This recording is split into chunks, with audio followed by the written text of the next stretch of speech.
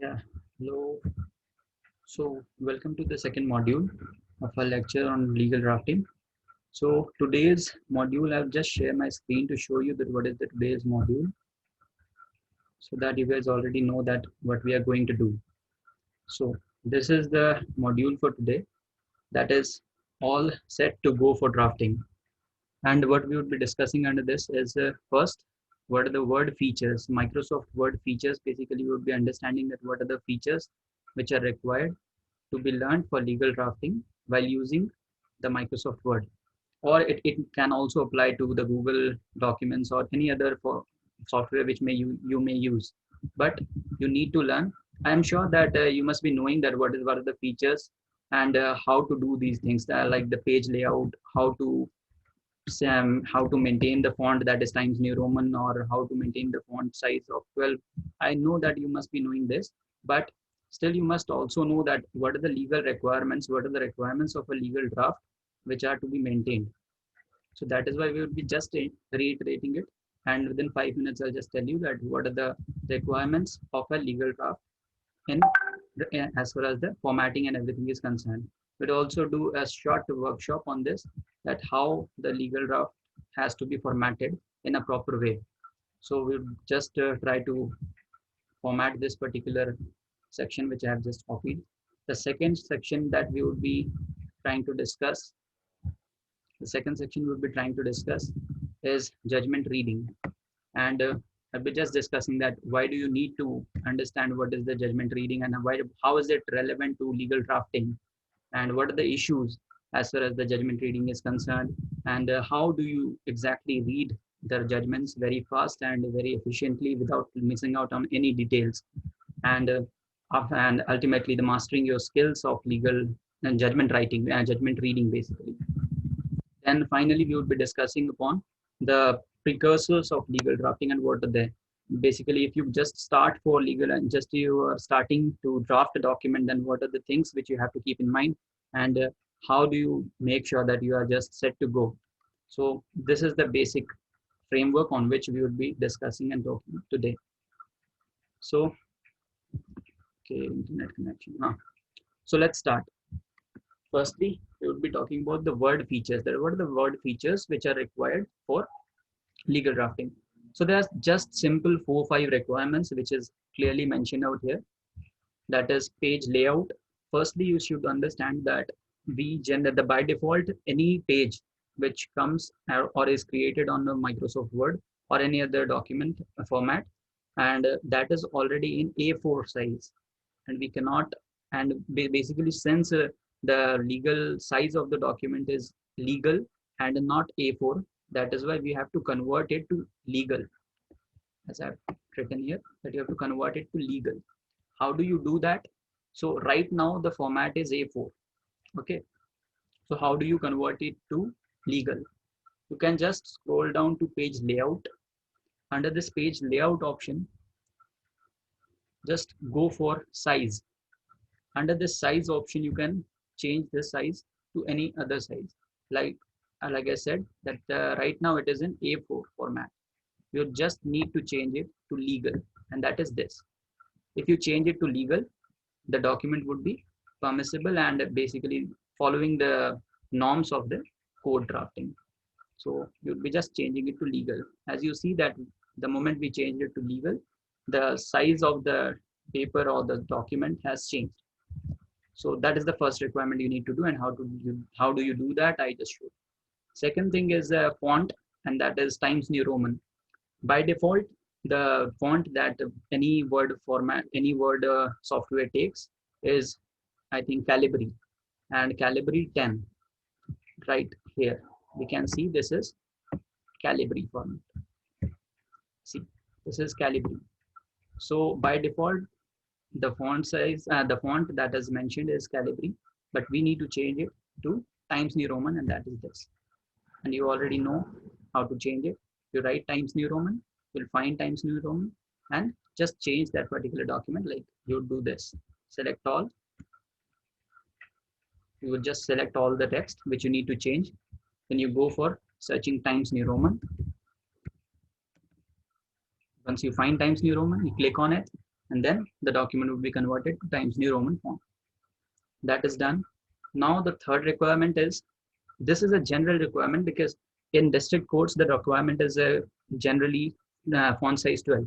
But as far as the High Court and the Supreme Court is concerned, this font size changes, because in Supreme Court we generally file in 14 font size 14. So right, like I said, that you must know that how to change the font size to 14, but you do not know that Supreme Court demands such another kind of a font or font size. So that is what you need to understand. So once we know that Supreme Court demands font size 14, so we can do it that way. Okay.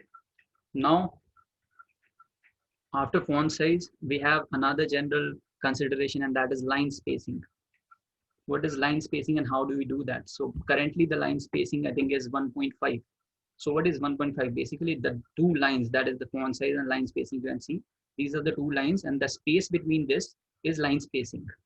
So how do we change the line spacing? This line spacing generally, which is to be filed in the district courts, is 1.5. And again, this is a general requirement. The requirement may change for High Courts and Supreme Court. For Supreme Court, it is generally 2. And for High Courts, it may vary according to the concerned High Court. So how do we change that requirement? How do you change the line spacing? That is by this. You can just select the document, the particular section in which you want to apply that line spacing. You can go for this option. Here in paragraph, you find line spacing, and under line spacing, you can click. You can find various options: 1, 1.5, 1, 2, 2.5. So if you want 2, you can click on 2. If you want 1.5, you can click on 1.5. So this is line spacing. Alignment. What is alignment? So alignment is basically how you the look and feel of your document, basically, that how is the document looking overall. So that is the alignment. And see, basically we understand that here we have written this in bold. This is requirements and simply written requirements. Then we have some gap between this requirements alignment and 1, 2, 3, 4, 5, and then there's a space. So this is all alignment. And why do we do this? So that a better understanding is developed by looking at the document. So if you look at this particular what is written on this screen right now, you can clearly understand that under the requirements, these are the 5 points. So if I would have written it just besides the requirements, you might not understand very clearly. So that is why the alignments part is very important, so that it gives a clear understanding of what you are going to convey to the court. So the requirement which is for the courts is generally justified. So and also this is only for the content and not for the whole document, because the titles needs to be in the middle and that has to be in center. The alignment would be at center. This is the alignment panel. So if you want to shift a particular font, a particular text at the left side, you would click on this. If you want to keep it in center, you would click on this. If you want to keep it in the right, you would do this. And this is the justified option. For justifying, that is for getting the whole alignment in the same line, in the same series. I'll just show that how to do that, and that is justified. So these are the basic requirements which we need for a code drafting. Now I've already noted this, that High Courts and Supreme Courts may follow its own rules for laying down these specifications. Right. So this is the theoretical part of it that I wanted to discuss, but I'll just show you how and what if difference basically it makes after you do follow all these things. So this is the brief workshop on how to change this document and how to maintain the formatting and what is the right formatting. So I have this fictional set of facts which is there. This is a very short document. Right. So it consists of only the basic complaint that is there. And after the complaint, we have prayer. This is the prayer here. We have the prayer. After that prayer, we have an affidavit. So this is the affidavit. After the affidavit, we have verification. So now, just because I know that these are the components of a document, I'm telling you that these are the things that are there. But how do you get to know if it is written in such a format, in such a, it is not very clear that what do I need to convey and what is written there where. So in order to make it more appealing, to make it very clear, we follow alignments. So let's do what are the things which I have just told. So firstly, we will be selecting the concerned section which we want to apply the changes, right? So we will be selecting it. I've told the first criteria is changing it to Times New Roman. So as we see, we have changed this to Times New Roman. The second criteria would be font size 12. Third criteria would be to make it justified. Fourth criteria would be to change it to, and that line spacing would be 1.5. So this is the basic 4 requirements that we followed. After this, we would be focusing on the formatting part. That how do you format a particular legal document in a proper way? Now that you see that we have followed the basic requirements, even then this is not very clear, although this is now much more legible, but it is not very clear that how, and it does not look professional basically. So how do we do that?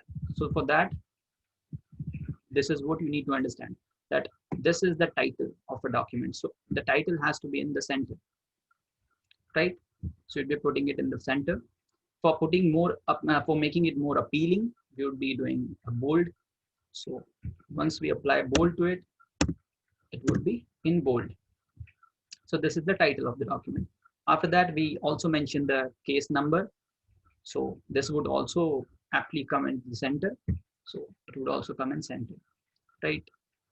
Now you see the whole look and feel of the document gets changed once we do this. Now, in the matter of, we mentioned the party names. So in the matter of ABC dash dash dash dash, the details of the party, we put this this complainant part. We do not need to put these many dots before this, and only 2-3 dots would be enough. And after 2-3, you just shift this to the right hand side. Okay, so this is something which we need to understand. This would be in the right hand side. So in order to put this in the right hand side, we'll be taking this, shifting it to the right. Okay, we would also make it more appealing. For doing that, we would make it bold. Okay, so now verses, the verses should also come. This is all very subjective, and it is up to you that how do you want to present a particular document in more appealing way. So it is not so that it is written somewhere in the law that you have to put verses in between or some or the title in between. It is up to you. But however, this is the convention which we are following, and it looks more professional and more appealing if you do this like this. So you would also do this here. You see that this particular document is much more appealing and much more understandable that what we want to convey. This is the forum. This is the case number. This is the matter in which the parties are there. Party 1, that is complainant. Party 2, that is the accused. Now this is very clear. Now this is something, let's skip this. This is the subject. So if this is the subject, we'll just bold it so that the reader can clearly understand that what do we want to convey with this document and what is this file for. We can also bold this most respectfully Shwet. So after all of this, we now have a much more appealing document. We can find that the document is much more readable, much more understandable. So this is how basically you would be following a particular format. And also do something so that you guys understand that how. So this is the basic alignments that you need to do. Yeah, you would also do the same thing for the lower one, and for that purpose we can also copy. We can copy this because we have made a particular format in the above. So we will be just copying this particular format. Okay, this accused. So we'll just copy this format, and we can paste it for affidavits as well. Now we know that the formatting here is not correct, so we'll just paste it and the correct format gets pasted. Now this is affidavits. The affidavits should also look very appealing, so that is why we do this. Cool. Now the document is much more appealing, and we can clearly understand that what is the purpose of writing this and which thing has to be there. So now this is following our format. So this is the part which I wanted to discuss in the formatting part of it, and how do you do that. So this much is clear, I think. Is there any doubt regarding this? Anybody? So this is how a document would look. See,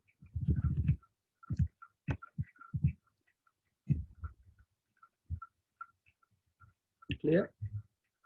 So now the document looks much more professional and understandable. So this is how we would go about the formatting and the features of Microsoft Word, which is very relevant in this legal drafting. I would also just quickly want to show that there's something called a review option, which is very important as far as the contracts drafting and something in when you work in a firm or some other authority where you are a subordinate of someone, you might have to do some amendments to some changes which has been asked by your senior or your superior, and in that case they would not afford any mistakes. So in order to avoid that, you would just switch the particular document. This, let's say this is in default home. Now you just shift to review. After going to the review, you click on track changes. So what happens after tracking changes, that whatever changes you make would be mentioned here. Let's say ABC was not the correct name. The name was, let's say this. If this was the name, and you are, because since you are learning, you do not exactly know that is this correct or not. So in that case, now that you have switched on to track changes, the person who would be reviewing this would automatically know that this is the change you have made, and that person has now the discretion to accept this change or reject this change. So this is the option. After clicking the right click, the person can choose that either to accept the change, either to reject the change, or track changes, or any other options. So if I do accept change, so that KBFI is selected. So that is how the review option works. And once you close this review option, you can change this to final. If you change this to final, this is just the way that how the document looks like finally. So if you choose final, the document would be clear. So there is no markings, nothing. So that the document is now prepared as the superior wanted. So this is the review feature, and this is also relevant, but not for drafting, but for supervising and for helping others, and so that the document gets into the correct form. So this is one of the relevant features. So our Word features is complete. Do you have any doubts regarding the features of Word? If you have any doubts, please ask me. Okay. So we would just proceed to our second part, and that is judgment reading. So as far as the judgment reading is concerned, we must understand for the first question that is very, very pertinent to the moment I say that you need to understand judgment reading. You'd say that why is judgment reading relevant to legal drafting, and how is it relevant? So the first question that is obviously that why do we need to learn judgment reading for drafting? So see, what happens is when you have a certain facts of a case, you would have to substantiate those facts with some case laws. And when you do so, you will have to find, in our last lecture, we have talked about that how to research a particular case law. So now that you have found out certain case laws which are relevant, so even in that process, to curate that, in the plethora of judgments, you have to curate down that what are the judgments which are relevant to your particular set of facts. So in order to do that, you'll have to recognize, and you have to be very fast in order to understand that this is the judgment which is relevant to me. And how do you do that?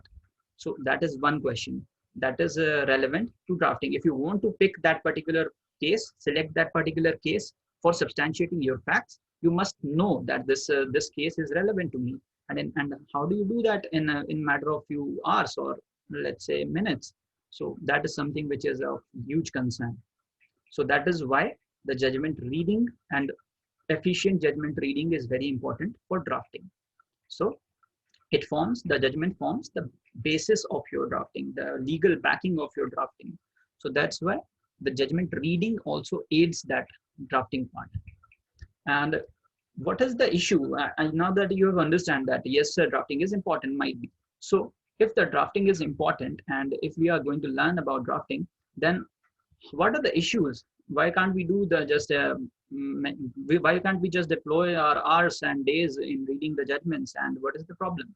So the problem is, even if you deploy your days in reading the documents of any judgment, let's say, so you must be knowing that there are many famous judgments. The landmark judgments of the Supreme Court runs down to thousands of pages. So how do you do that? Because that is not possible if you're going to read a particular document just to determine that does this particular set of facts or does this particular judgment applies to my set of facts. So that is a very I'd not consider this a very judicious use of time, because you cannot deploy such time in just determining that is this applying to my facts. So you have to be very fast. So first issue is the lengthy judgments. So since there are very lengthy judgments, you cannot do this very fast, and that is true. The second issue is disorganized judgments.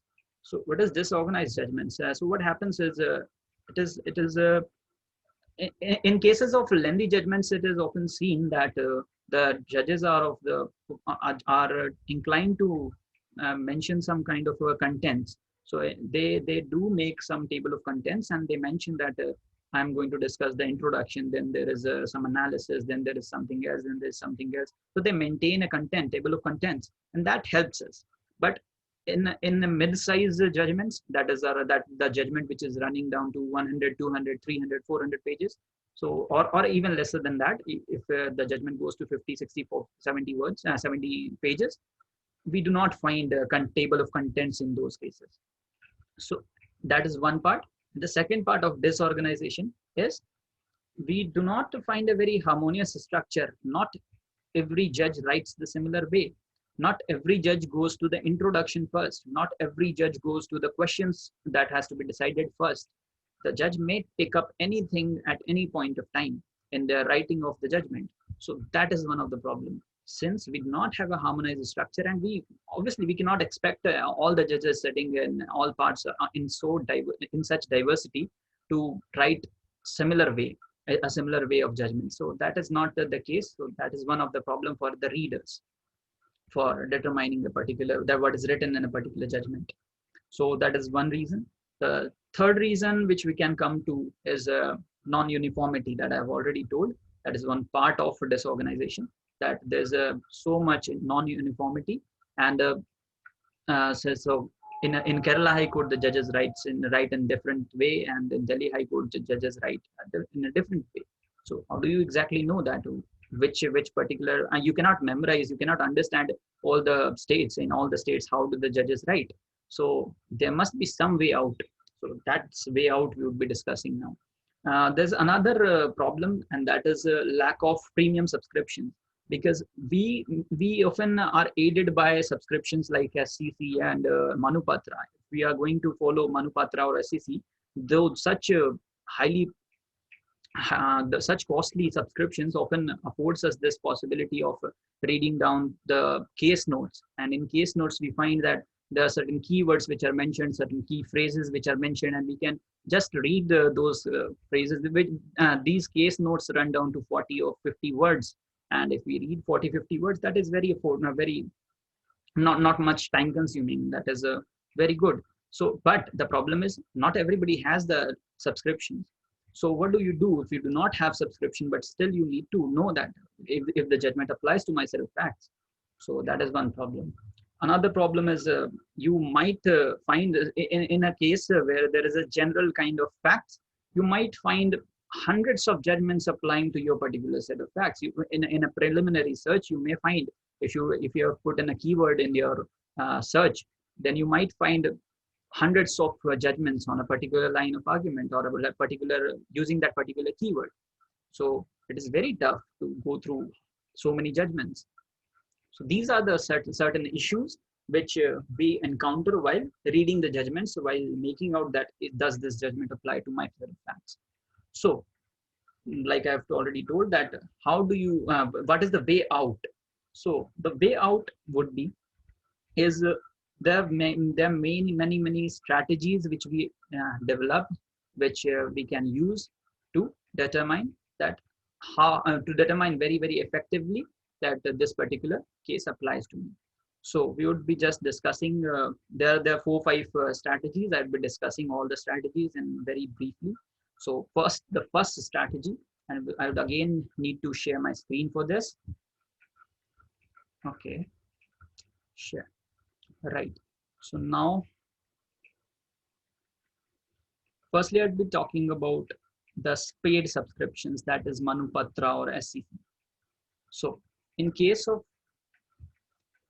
Manupatra, what happens, I've already told, the first strategy would be, if you have a subscription, it's a win-win situation for you. If you have a subscription, you can just go to the case notes. You already know the forum. You have known that this is a high court judgment. This is the citation. This is not the citation. Basically, this is the filing number, or the number through which you can use this particular, and you can procure this particular document through the forum, which have been discussed in the last lecture. This is actually the citation which Manupatra has. Anyway, so this is all done, but how do you determine that what is written in this document, which runs down to only 9 pages anyway? But still, 9 pages is also tough if you have just 30 seconds to go through. So if you have just 30 seconds, this comes handy. The case notes helps much. You can see contracts, blacklisting, petition filed against order of debarment. So if anything is relevant to your particular set of facts, you know that this case applies to me.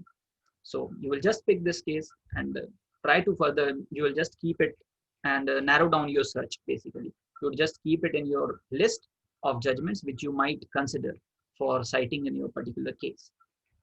So this is very easy. This does not pose any problems to you, right? Second platform, that is SCC Online. I have another judgment from SCC Online. So what happens in SCC Online? Again, I told you the premium subscriptions afford us with the case notes option. Again, there is a case note option. See, environmental law concerned highlights in the judgment. It specifically mentioned what are the highlights in the judgment. The flaws in EIA, that is our examination, the environmental impact assessment process. So this is the basically, this case note mentions that what are the specific areas this particular case law focuses.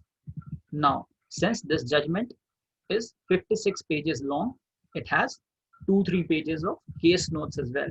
And this is a very, very important judgment. That is why all the aspects of this particular judgment are important, and thus even the case notes runs down to 2-3-4 pages.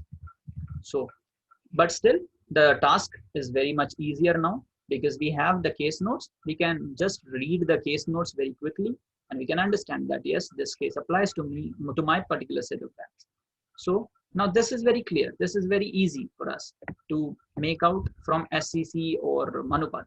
But as I've already told, that what happens if we do not have a subscription?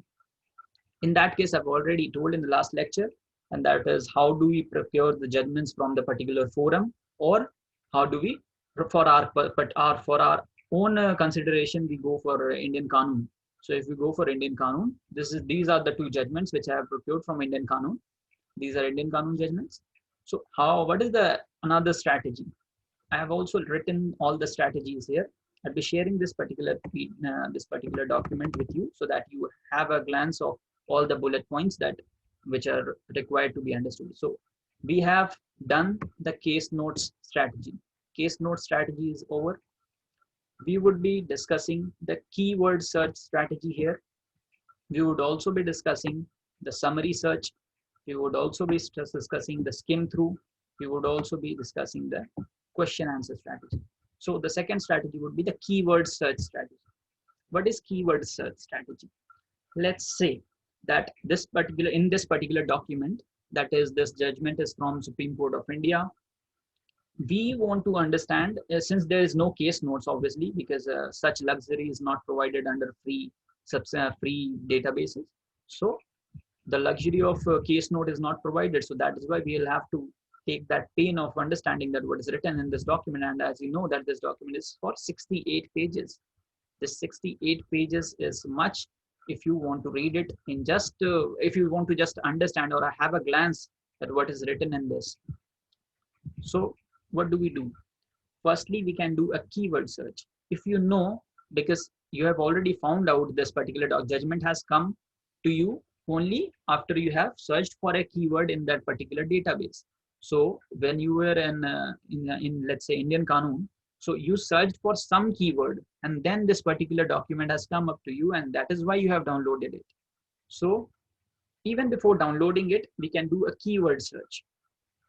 So what happens in a keyword search is you just click on CTRL-F, that is find, and in find we put in some relevant keywords which we want to search. Let's say I would want to search if this case pertains to reservation. Reservation. Okay, so this case pertains to reservation. Now, since this is pertaining to reservation, we would see that there are 157 reservations. So reservation is a too wide search to understand, to get a glance that what does the document mean to say. So let's say government employment or government sector, government. Okay, government has 66. So it has something to do with reservation and government. Then we can also search for some other similar keyword which can narrow down our understanding of going through this document, and that can be, let's say, employment. Okay, so employment gives us only 15 searches. So this is very clear that this document pertains to something related to government employments, reservations in government employments, or something like that. So we want to make out that does this document apply strictly to my set of facts? I do not know what are my set of facts, but if you are going through, then you know that you are going to search, you are going to relate the set of facts with your set of facts. The set of facts which are present here, you would be trying to relate it to your set of facts. So now employment is a keyword which can be easily skimmed through because this is just 15. So we'll see what happens in these 15 keywords which we are going to find. Firstly, there's a reservation for, so we'll just quickly read these documents where the particular keyword is found. So we have public employment. So what is written? When a large number of OBC, SCs and STs get a better education and get into parliament, legislative assemblies, public employment, professions, and into other work. Okay, so this talks about something, the employment opportunities to OBCs and SCs and STs. So fine, might be relevant to me. Another thing, we find the creamy layer has no application to SC/ST. Now we have a good proposition that the learned senior counsel, that one of the councils must have submitted this fact that the creamy layer has no application to SC/STs. So we have something to note. Another point, this talks about unemployment. We do not want to bother ourselves with unemployment. So we focus only upon employment. So we just skip it. Okay, so what is written here? Matthew J, that is Justice Matthew, in his concurring of judgment, held that in order to give the equality of opportunity for judgment to the members of scheduled caste, so might be relevant. So this is basically the point is, what the point which I am trying to make is that this is the keyword search. You would be quickly searching the keywords which are relevant to your particular set of facts, and then you try to make out that what are by reading down those particular sections only which pertains to your keyword, which mentions your particular keyword, you would be trying to make out that does this particular judgment, which is of 60-70 pages, applies to me. So this can be one strategy. If this strategy works, wonderful. If doesn't, we'll shift to another. What is the another strategy? Okay, so this case note strategy is over. This keyword search strategy is over. Now we'll go for summary search or skim through. I'll just consider the skim through strategy first. Skim through, as the name suggests, you will have to skim the document. Now, the problem with skimming through the document is, and the skimming through a document does not seem like a strategy. It is a very foolish suggestion that I'm saying that just skim through the document. That is very easy. That is not a suggestion actually. But what do I exactly mean? Now, this is very tricky, since when it comes to skimming through, you will always because even if you skim through any document, you know that what is, you basically assume or you have some expectations that what is written in that particular document. So in order to expect something, you must know that what is the general structure of a judgment. So this is very, very important, that you must know that what is the general structure of a particular document or a particular judgment. So what are the very normal kind of a structure which generally any judgment follows? So generally a judgment would focus upon when a judgment starts, it mentions the forum, as I've already told, the forum. Then it mentions the parties. So these are the parties which are present. It mentions the judge's name who is writing the judgment. So you can find, okay, this is the judgment, this is the judge which has written down this judgment. We have the case numbers. These are some basic details. You do not need to be bothered about that, because we need to right now find out that does this case apply to my set of facts. So what are the expectations which we would generally have? The expectations are that the first part, the opening part of the judgment, would generally talk about that what were the antecedents of a particular case. You can also write this if you want to make notes of it, because this is very important, and you will learn this only through experience, right? So the first, the opening part of the particular judgment would be discussing about the antecedents of the case. What is the antecedents of the case? This is the brief background, that what has happened before coming to us. Basically, if a particular court is discussing, the High Court or the Supreme Court is discussing a particular case, it most probably is an appellate court case, because the case has already been decided by a lower court, and it has come to a High Court or Supreme Court only in appellate jurisdiction. So if it has come to an appellate jurisdiction, the case most reasonably would be discussing the past background of that particular case, and that generally is the opening part. So now you know that if you are going to read a judgment from High Court or Supreme Court, you know that what is there to expect at the first page, at the first section. Let's see, does this apply to this particular document? What does this document read? Judgment reportable with written petition. Okay. Another part of skimming through is just try to read the first 4-5 sentences and the last 4-5 sentences. What will happen this way? You would be just understand of each para. I mean, if you read the first para, you would go through reservation for some. Okay, you just get some idea. Okay, this is talking about reservations of educational institutions and public employments. Okay. Right. So this is a very generic thing. You do not get to see that. We do not understand that. Is this the background or foreground or anything else? We do not understand. Cool. We do not need to understand everything and anything in this particular judgment. We just need to understand that what is the basic structure that this particular judgment is following. So generally, as I have already told, the particular judgment would be firstly focusing upon the antecedents of the case, the background of the case. So Pandit Jawaharlal Nehru, no, cannot be the background. Judge looked at that, no. Equality has been enshrined, no. Okay. So this is skimming through. This is the speed you would be skimming through, right? You would just see the first line. You would understand something that if it is relevant. If not, then just proceed. So right, so that is what I have told you, that this is the problem. We do not find a harmonious structure. We do not find a uniform structure. So this particular judgment does not delve into the antecedents first. Since and why is it so?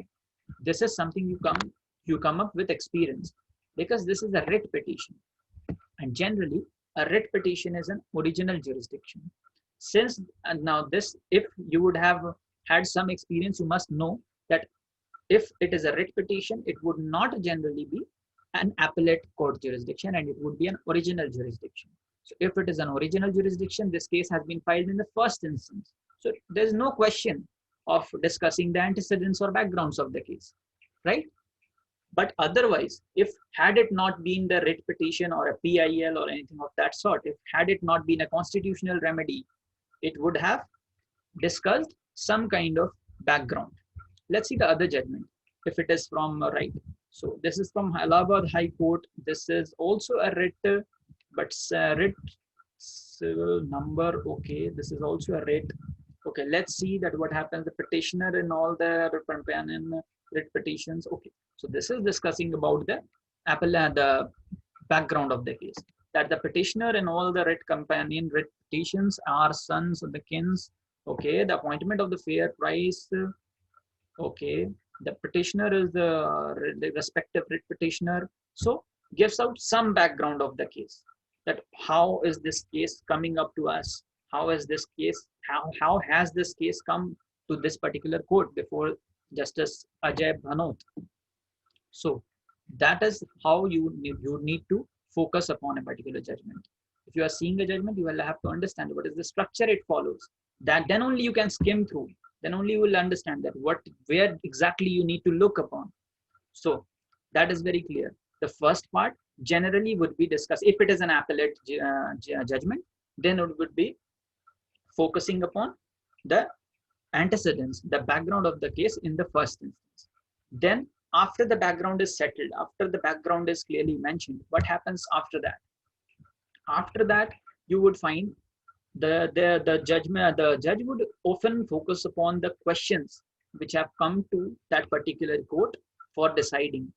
That what are the questions from the lower court that have been unsettled, that were disputed, and that has come up to me for deciding in this particular superior court. So let's see if this particular procedure is followed here. We have seen that some kind of antecedent is revealed in this first section. We'll see, just strictly skim through. Clearly the government, okay, Socrates, okay, Bhagavad Gita, okay, reputation, God, okay. So this way we would be skimming through, and somewhere we would be finding the, so I'll also tell you that how, if you need not go through each and every para. I'd also tell you that how to quickly jump to the questions which have been which has come to this particular court. So we must have skipped that particular section. So we'll not just waste our time. Okay, the internet connection is low. So we will not waste our time in finding that particular thing, that where the questions are there. So what you need to understand, the first part talks about the antecedents. The second part, after let's say 5 or 10 paras aptly, the judgment would be discussing upon the questions, the pertinent questions, which have the question of law, which has come to that particular forum for deciding. So those are mentioned aptly in a single para. In a single para, the questions which have come to the court would be discussed or mentioned, that this is the question which have come to me for deciding, and this is the question of law. So this way, the judgment would be the judgment would be focusing upon the questions raised. Now, the structure that is followed is the judge would often go to decide upon each and every question which has been raised. So let's say if 5 set of questions are raised in a particular case. So 1 second, I'll just stop my screen for 1 second. Right. So now that you have understood that there are certain questions which have been raised.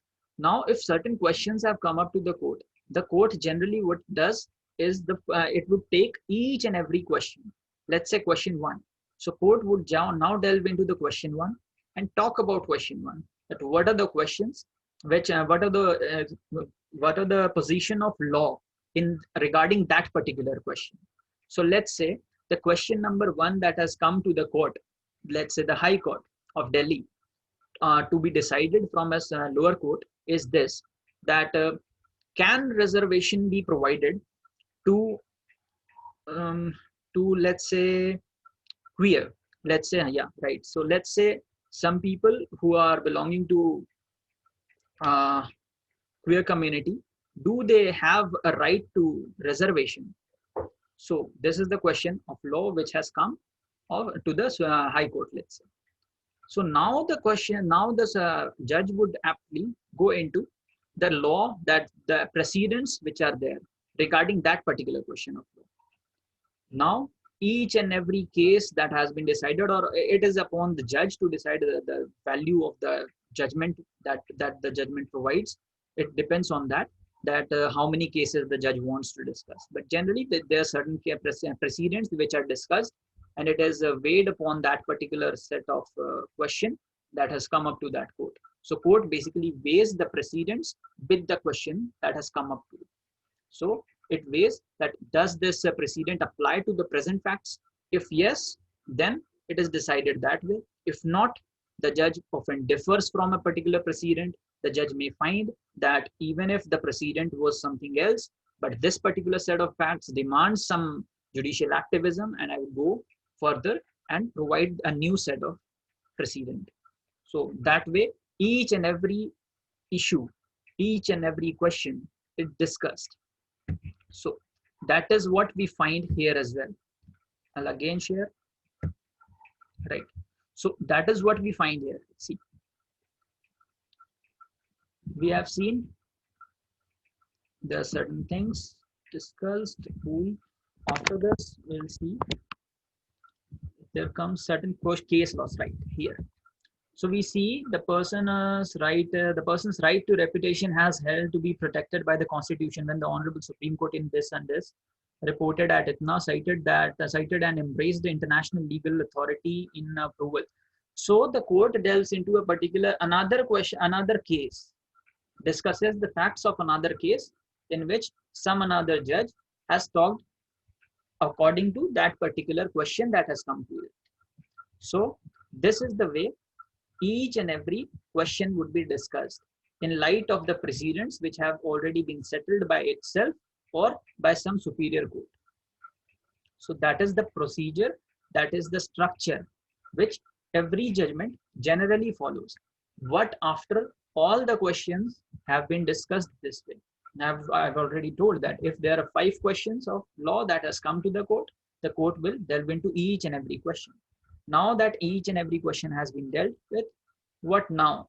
The final part of the judgment generally discusses, and not discusses, it basically gives out its own opinion. That what do I opine as a judge? What do I have to say? So this is written at the last. That is, the court went a step ahead and opined, okay, no, this is not opinion of this court, this is the opinion of some other court. I'll show you the opinion right here. This. After all of this is discussed, after all the case laws are discussed, after all the issues are properly weighed in light of the precedents, the court frames its own decision, its own opinion. So, right.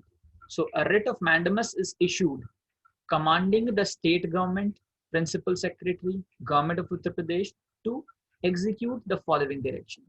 So this is the operative part of the judgment. Operative judgment is given out at the end. This is something which is followed in each and every court generally. However, certain judges often is of the mindset that I would like to mention my judgment at the first instance. So where in generally we find the antecedents of the case, the judges may, for the sake of clarity, want to write down the judgment or the order at the first. But generally we would find the judgment or the order at the end. So this is the whole structure we would understand, that this is the general structure that a judgment follows. Now that we have understood that this is the general structure that a particular judgment follows, now it is very easy for us to skim through a document, to skim through a judgment which might be of any length. Now we know that up to some extent, up to around 10 to 12 paras, there would be some antecedents, the background of the case. After you would be searching for around after 10th para to 15th or 20th or 25th, depending on the length of the judgment, you would be making a blunt guess that I may find the question of law here. And after that, you would be delving into each and every question. You would be finding that first question is discussed up to some extent, second question is discussed up to some, then third question, fourth question, fifth question, and finally you would find that there are certain directions which are given by the court of law at the end. So this is the directions. There are 4 or 5 directions in this particular judgment. Okay, now so there are 8 judgments, 8 directions which are given to the court, and finally the writ petition is allowed. So the motion which has been filed in this particular court has been allowed and accepted by the court. Similarly, we will find this particular system followed in this particular judgment as well. So what is there? Right. So this is something which is happening. The last question is discussed here. whether the quantum of this is the question of law, and then this is the analysis of the same, and this is the judgment. So basically, since the court did not entertain it, so the simple judgment would be it is dismissed. Had it been entertained by the court of law, the court would have passed a clear-cut direction or judgment in this form. But since in this particular case, the judgment has not, the motion has not been entertained by the court, it is dismissed after all the analysis which it has had to do. Clear? Okay. So this is very clear that this is how we know that structure, a particular structure is there in a particular judgment, and we would now very quickly skim through.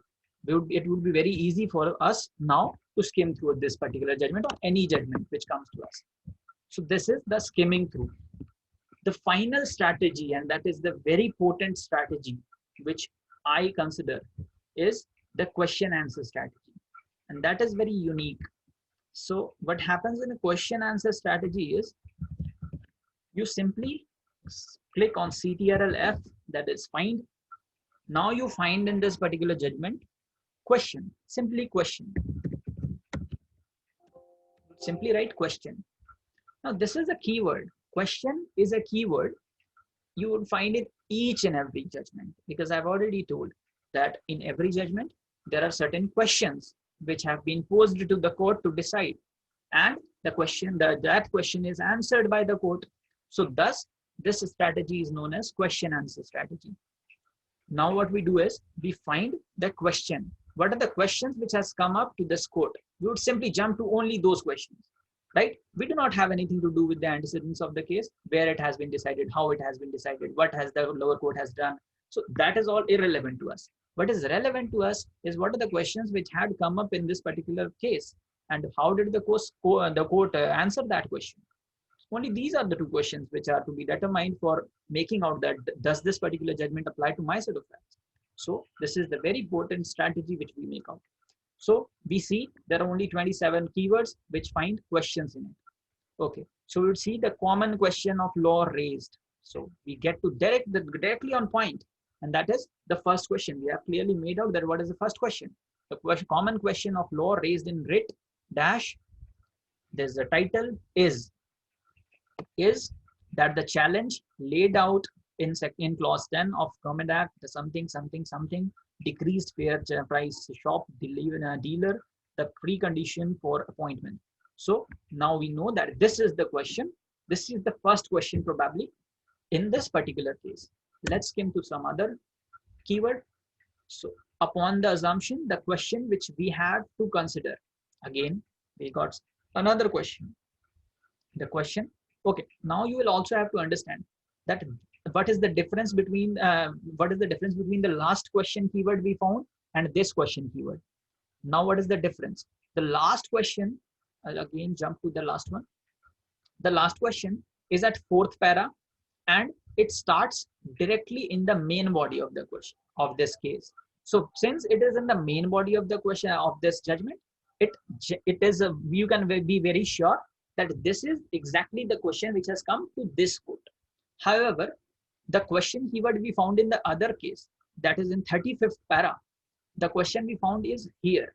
And if we found this question here, we will also have to see that is this in the main body of the document or into some another reference. So this is under some another reference. So what does this mean? That this question has been raised in Olga Tellis and not this judgment. Clear? So we'll also have to see this. And this does not make time takes much time if you know all these strategies and you are very much experienced with this particular strategy. If you are knowing this strategy, it will be very easy with practice. But first of all, you'll have to be very, very vigilant that which question you are reading. So if you are going to read the question of some other case and apply to this case, and you take the judgment copy of this particular judgment and produce before the court that this was the question which was raised. So the court will say, no, that this was not the question raised in this judgment, but in Olga Tellis. So that is why you will have to be very vigilant about that. Now, the difference which you have understood, now we'll jump to third question. It is also under this. Okay, now this is again another. So this you will have to see that is this under any other reference or directly in the body of the text. So this is directly under the body. So we'll know that this question is also in this particular judgment itself. Okay.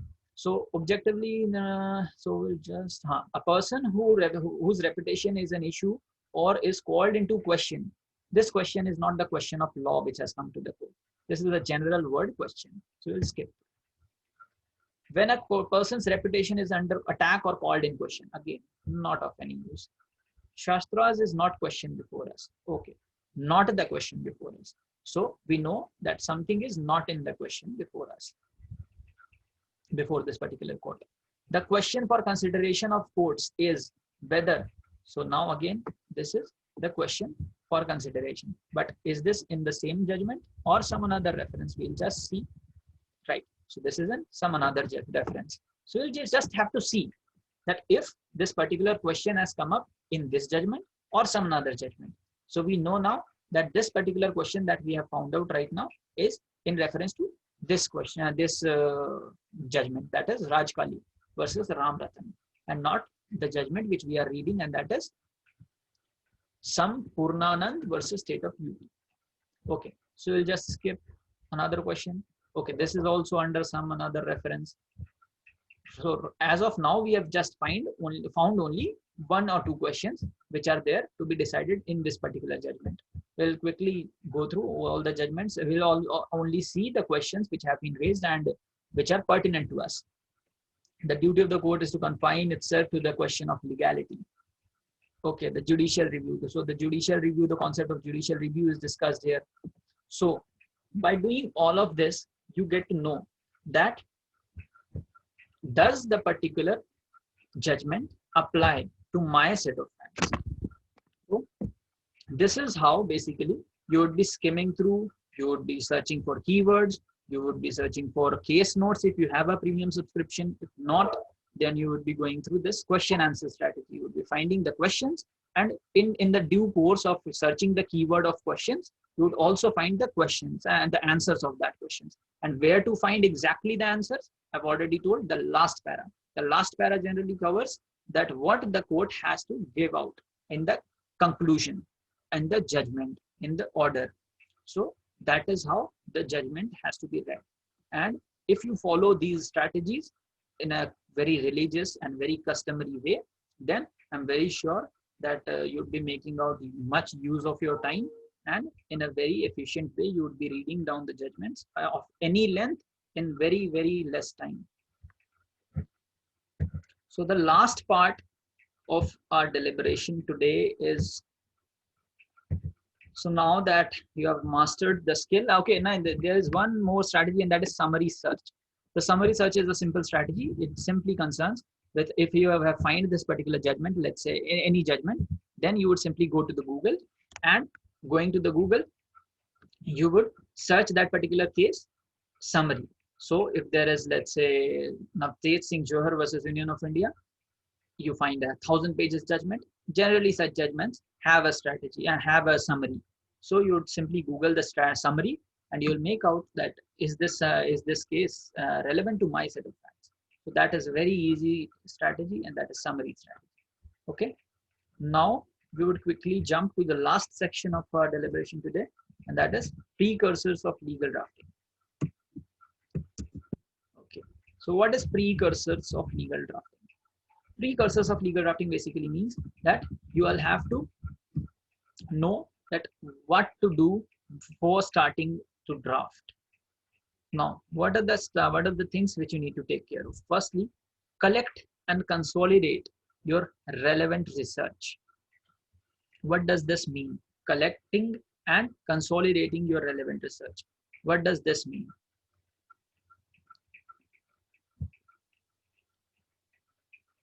Am I sharing my screen? So the first part is collecting and consolidating your relevant research. So what is relevant research, and how do you collect it? So firstly, what are relevant research? So now you have a set of facts. The client has come to you and told you that this is my side of the story, and this is how I want to go about it. Now you will be searching that what are the laws applicable to these set of facts.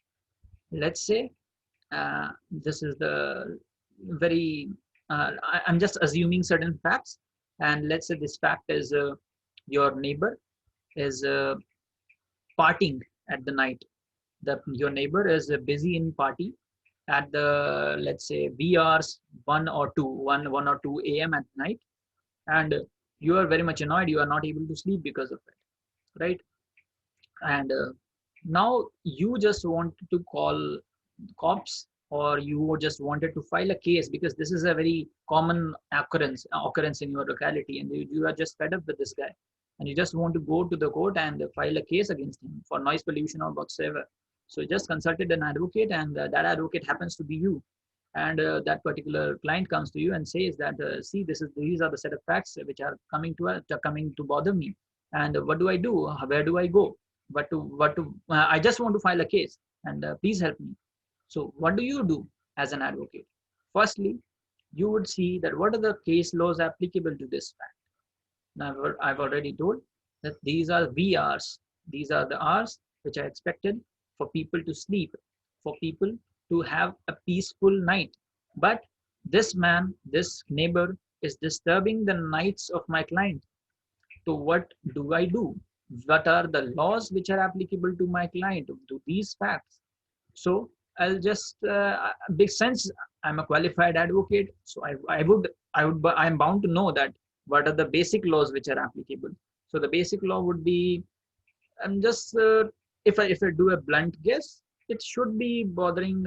It should be concerning about noise or noise pollution maybe. Now I know that noise pollution can be something which is applicable to this. So okay, so this is one thing.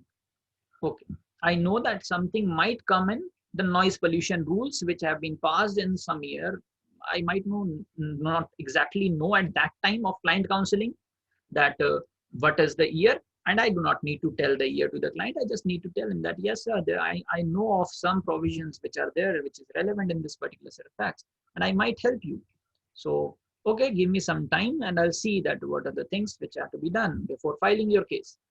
Now you will get into your precursors of legal drafting. What is needed to be done, your own research. Now you know that there is something called noise rules. You just go find the noise rules. You will pick out the specific statute which applies to this particular case. Since if you are talking about noise rules, it should cover everything concerning with the noise, concerning with the audio, concerning with the loud sound. So it also covers the religious mics. It also covers the honking. It also covers this particular set of facts which you have come up with. So you'll have to exactly pick up that particular statute, that particular section of the statute which applies to your set of facts. This is one. This is the case law. This is the statute research. This is the statutes which are applicable. So is there only one statute which is applicable? Is there only noise rules which is applicable to this set of facts? Are there any suggestions which you would like to give? What are the other set of facts? Is there any other set of another statute which applies to this set? I'd like to have some opinion. Yeah. Please tell me.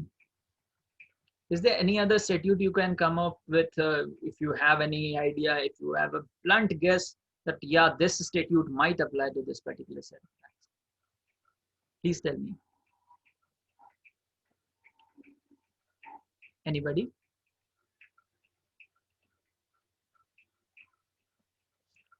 Please unmute or write it in the chat box, but please respond. Now that we know that there are three set of facts which can govern only this particular three set of statutes which govern only this particular fact, that a neighbor is playing loud music at wee hours of the day of the night. Now that we have researched our statutes, we would go for case laws as well, because often statutes are not enough if we do not have a clear statutory backing. Now let's assume you are defending the person who is the neighbor. Now, to one of you, this client had gone to file the case. Now that particular person has filed the case, but to somebody else, that person, the neighbor, went and asked for defending him, that please defend me. These are the cases, and this is the set of fact, and this is the statute which is saying that I am liable. How do I escape? How do I go about it? So now the another thing is, you would another defense would also go for a statute search. It might come up with some statutes, but if the defense cannot find out any statute, that the person cannot go as an advocate that okay, I did not find anything here, you can just do anything. That is not the case. You would have to defend him. You would have to come up with sound reasoning. You would have to come up with sound research. So in order to do that, we resort also to the case laws. Now you would find out some case laws where even if the loud music was played in VRs, the court did not find the perpetrator or the wrongdoer liable. So you would be trying to find such cases, that what are the set of facts, what are the unprecedented kind of cases, which not unprecedented, because it is a precedent only if it has come up before. So you'd be trying to find out that what are the cases which have been there, in which the defendant had been playing the loud music, but still the court did not find him liable. So this is the part of case law research. How do we do that? We have already discussed.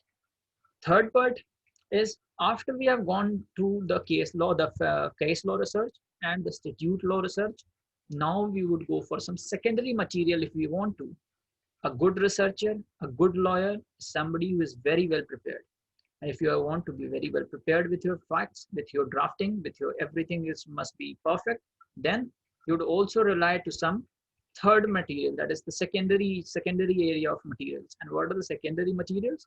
The secondary materials are articles, books, some kind of journals. So these are the secondary materials. Now we can also rely to these materials. We can rely to theories of jurisprudence. We can say that in this particular fact, the purpose of neighbor is something else. The neighbor you may also resort to dictionary meanings. You can say that this person is not my neighbor, and the law applies to the neighbors.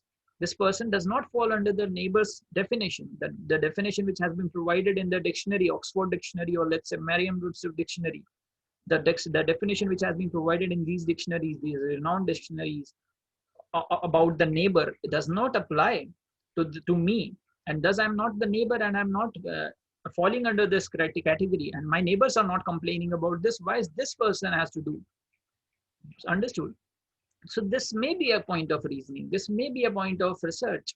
So you would also find some third, the secondary sources of research, so secondary sources of case. So these are the secondary sources which you would resort to. So this is the preliminary research. These 3 points are something which you would be resorting to for preliminary research.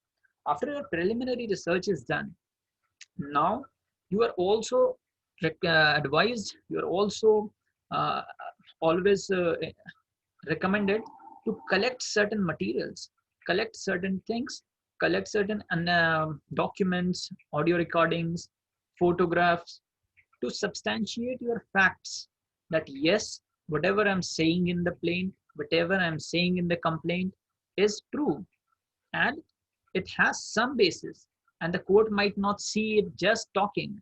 You are just going to the court and saying that this happened, that happened. You do not have anything to show. You do not have a photograph. You do not have a video. You do not have a audio. And you are just saying that this person was playing the song. I am telling you that the person was playing the song. So that is not something the court would rely on. The court would also have to be shown that yes, this is the audio recording. I have also an action.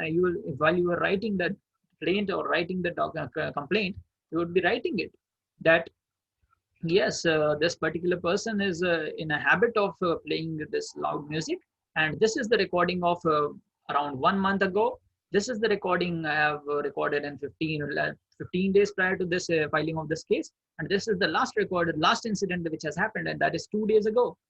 So now the court would be convinced that yes, this person is coming up with some facts, it's coming up with some kind of preliminary evidence. So that is the annexures. So now you are coming with annexures, you are filing the annexures, you are filing documents which are relevant to your set of facts to substantiate your facts. This is the preparation which you need to do before drafting. Now, another thing, now that you have substantiated your facts, you will also have to substantiate your reasoning with law.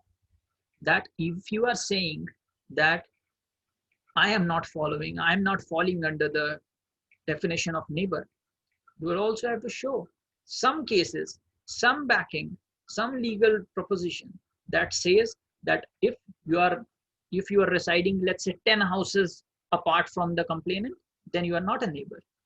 If you are saying that I am residing 10 houses apart from this particular complainant, I am not falling under the category of a neighbor, how is this person going to say that I am a neighbor, and why is it this person complaining if my neighbors are not complaining?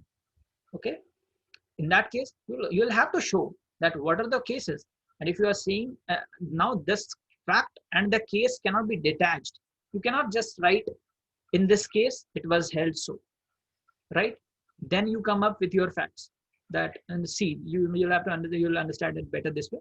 That if you write that this thing happened on this night, this person was playing this song on this sorry, I'm talking about the defendant side. So the defendant would write that this person is residing 10 houses away, and on that particular night I was having a party, and the party was for my birthday, and everybody who has some amicable relation with me was there in the party. Nobody was there in the locality. Only this person is very quarrelsome, and this person has a background of quarreling with everybody. That is why we do not have amicable relationships with them, and that is why he's not there, and he's jealous of me, and he's jealous of my socialized behavior. So that is why he is complaining about me. So if you are going to write this, it would not be something which can stand in the court of law, because this is just facts. These are even if you provide annexures for this, even if you say that yes, I can show you 5 witnesses which would corroborate my fact that yes, this person is quarrelsome, even then you will have to show some legal backing. That how is this going to immune you? How is this going to take you away from the liability that is coming under the noise pollution rules, that is coming under the municipal laws? So now you will have to find some legal backing. So for that legal backing, even if you mention a case that if a person is residing 10 houses away, that person does not fall under the definition of neighbor, and if that person is not falling under the definition of neighbor, that person does not has a locus standi to file a case. Then if you have stated this case, you'd also have to write that similar is the situation in my case, and thus this case applies aptly to my case of facts. You will have to amalgamate the case law with your facts. Then only you will have a proper understanding of your draft.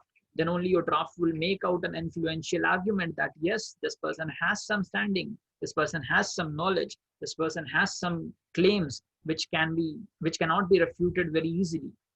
That is how you draft a very influential complaint or plaint or anything else. So that is how you substantiate your facts with the law. That is clear. Now we also talk about that after all of this is done, now you know exactly that how to go about a particular draft from the facts. Now we would also talk about very subtle part of drafting, and that is that research on jurisdiction. You have known that there are cases which are in support of the proposition. There are cases which are in opposing this particular proposition. You know that both the parties have some kind of annexures with them. Both the parties have some kind of resources which they have collected for substantiating their cases. But if the complainant is not very well versed, if the advocate of the complainant is not very well versed with the jurisdiction part, if that particular person does not know that where to go and file the case, it would result in unnecessary delay, It would result in unnecessary harassment of the client and no one else. Now, how do you go about jurisdiction? Jurisdiction is something which depends upon fact to fact. And it is not so that each and every case goes to district court, or each and every case goes to some court which has been mentioned. So it is a one size fit all approach cannot help the jurisdiction part. The jurisdiction is a very tricky part, and that comes with statutes that if there is a specific statute, it goes with that specific forum.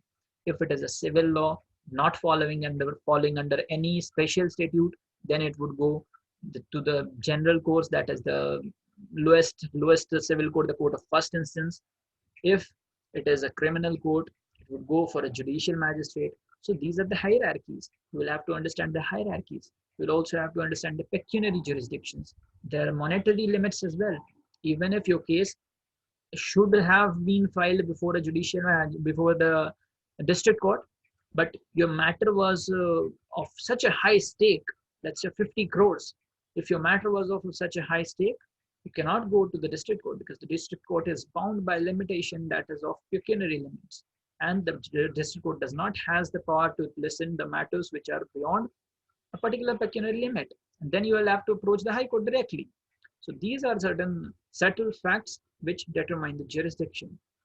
So the research on jurisdiction is very important before proceeding to draft, or even if you draft even before filing, you'll have to make sure that you are filing this particular case in the particular jurisdiction that can exactly give out the remedy. The final part, very crucial part, is that you will have to understand that does this remedy I am going to prepare my client for is efficacious for him or her. What does this efficacious remedy mean? Efficacious remedy means that the remedy which you are going to advance, the document which you are going to file, can actually give out the best available remedy to that particular client in that particular circumstances. What do I mean by this? Let's take again this particular same set of facts. The fact you already know. In this particular fact, what happens?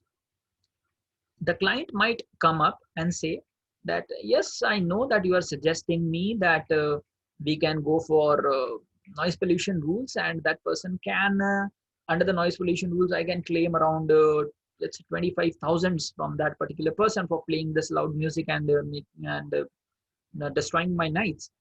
But I do not want that. I do not need money. I have plenty of money. I want to see this person behind bars, and I cannot just bear with that ugly face of that person. I just want that person behind bars. And do I have any remedy for that? So it also depends that what your client wants. It is not always what you want. It is not, because you are there just to give out that remedy, if possible, under the law to your client. But your client's interest has to be taken care of. If that client wants not a remedy under civil law or any other compensatory claim, but a penal claim, then you will also have to look out for criminal law. So you'll have to find out, is there any provision under the IPC to get this person behind bars, or to get a criminal liability on him? Then you will find out that way. You will substantiate your claims that way. You will find the case law that way. So now you will collect a new set of research. You will conduct a new set of research. You will conduct a new set of jurisdiction research. You will do everything again in that light, in that interest which your client wants you to serve. And then you would decide that what is the particular remedy, and is this particular remedy efficacious to my client? Understood? So this is how we go about. Even before drafting, we have not picked up the pen, we have not picked up the keyboard, we have just prepared ourselves for drafting. And once we know all the things which we have discussed in the last lecture and this particular lecture, after following all these things, we are all set to go for drafting. And that is how I'd like to stop.